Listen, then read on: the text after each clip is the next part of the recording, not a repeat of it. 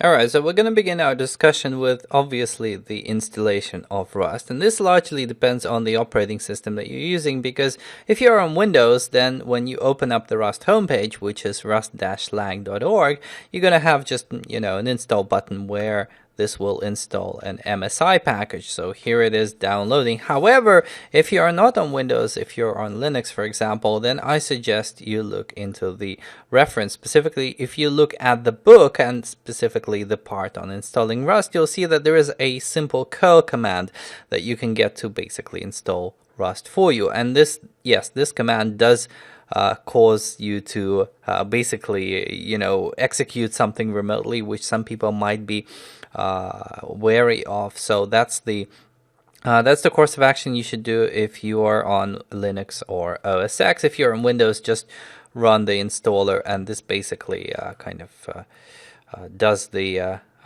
installation for you. At the moment, Rust is at version 1.5. It's only recently been a 1.0 release, so time there's lots of stuff happening in Rust, and this might imply that this course will need some updates at a certain point in time. All right, so let's just gonna install everything, and then we're going to see how to actually work with Rust. Now, the interesting thing is that you don't really have to have an installation, because Rust has something called a playground. This is a separate website, play.rustlang.org, and here you can essentially run Rust applications right inside the browser. As you can imagine, what really happens is that the system takes your code, it runs it on the back end, and then it kind of shows you the output. So as I press run here, you'll see that I am printing the hello world. This is something that we're going to do on the desktop, so to speak, because I'm going to be using an IDE for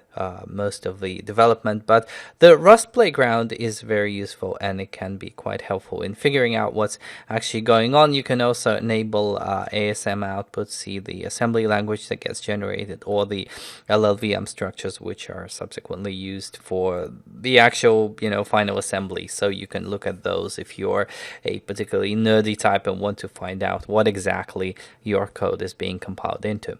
All right, so I'll stop for now, and next up we're going to talk about the development environments where you can actually use Rust.